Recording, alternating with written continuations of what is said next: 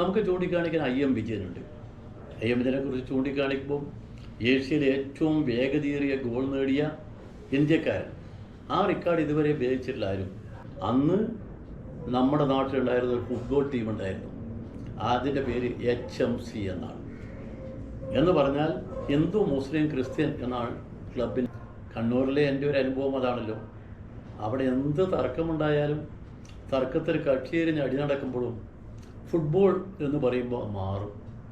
എന്തിന് ലോക ചരിത്രത്തിൽ ഫുട്ബോൾ കളി കാണാൻ വേണ്ടി മാത്രം യുദ്ധം മാറ്റിവെച്ച ചരിത്രം ലോകത്തിൽ ഉണ്ട് എന്ന് സത്യമാണ്.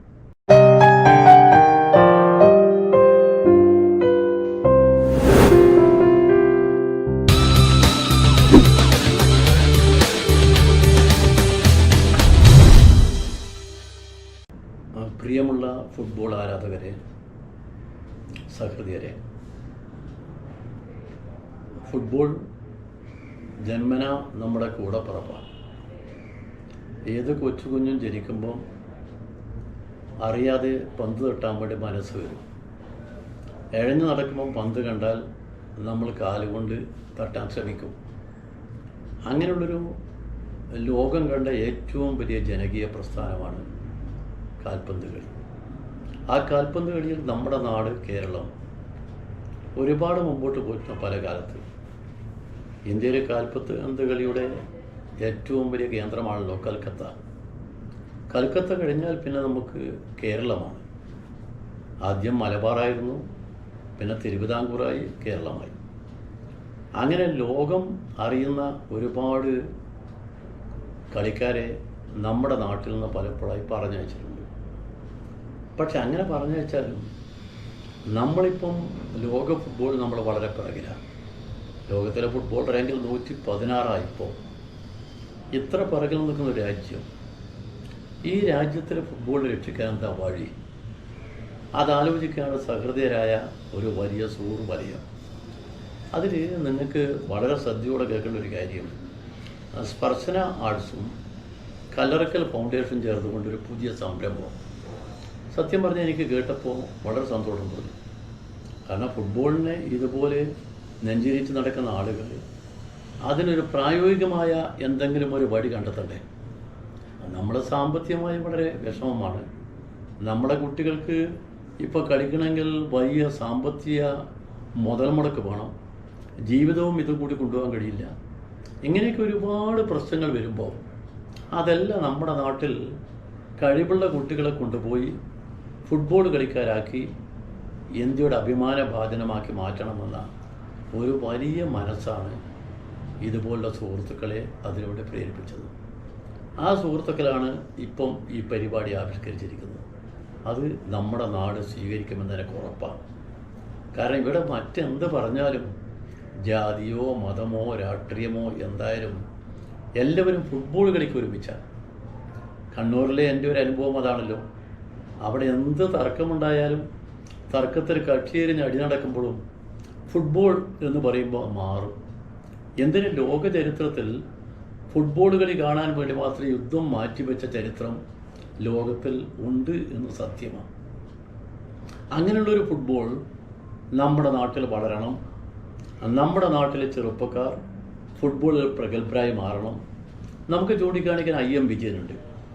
വിജയനെ കുറിച്ച് ചൂണ്ടിക്കാണിക്കുമ്പോൾ ഏഷ്യയിലെ ഏറ്റവും വേഗതയേറിയ ഗോൾ നേടിയ ഇന്ത്യക്കാരൻ. ആ റെക്കോർഡ് ഇതുവരെ ഉപയോഗിച്ചിട്ടില്ല ആരും.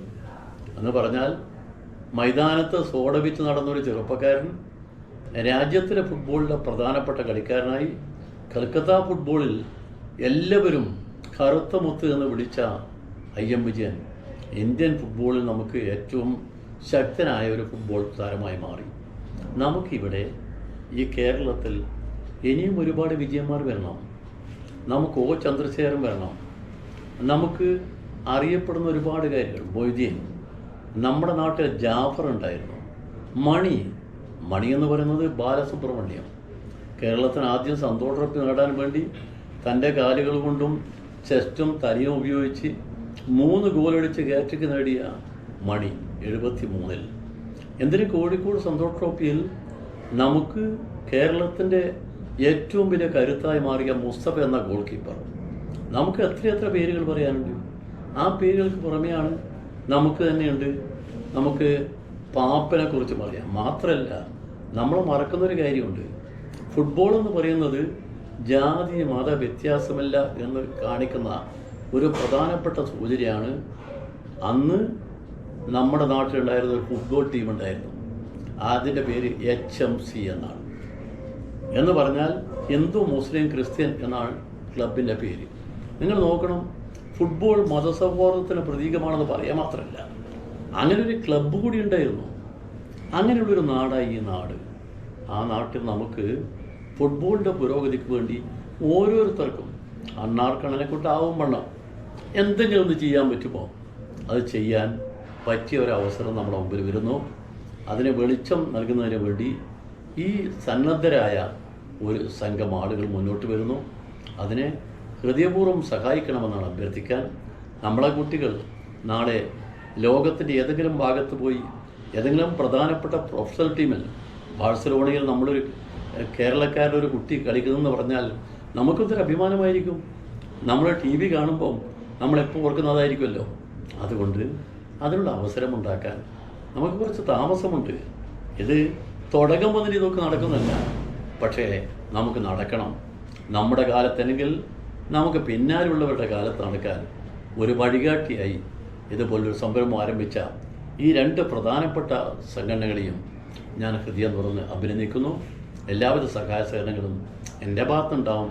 ഞാനൊരു പഴയ ഫുട്ബോൾ കളിക്കാരൻ, പഴയ ഫുട്ബോളിൻ്റെ ഒരു കമൻറ്റേറ്റർ, അല്ലെങ്കിൽ ഇപ്പോൾ ഫുട്ബോളിൻ്റെ കോളം എഴുത്തുകാരൻ എന്ന നിലയിലൊക്കെ ഞാനിപ്പോൾ ഉണ്ട്. എനിക്ക് അത്രയല്ല കഴിയും. ഇനി ഫുട്ബോൾ കളിക്കാൻ പറ്റില്ലല്ലോ. ഫുട്ബോളിൽ പ്രായമുണ്ടല്ലോ.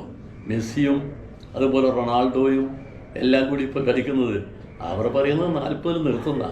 മെസ്സി കഴിഞ്ഞവണ നിർത്തുമെന്ന് പറഞ്ഞു, നിർത്തില്ല. അദ്ദേഹം ഇനിയും കളിക്കും. ഇത്തവണത്തെ വേൾഡ് കപ്പ് കഴിയുന്നവരെ അദ്ദേഹം കളിക്കും, പിന്നെയും കളിച്ചേക്കും. കാരണം ആരോഗ്യമുണ്ടെങ്കിൽ, നിങ്ങൾക്ക് മനസ്സുണ്ടെങ്കിൽ കളിക്കാം.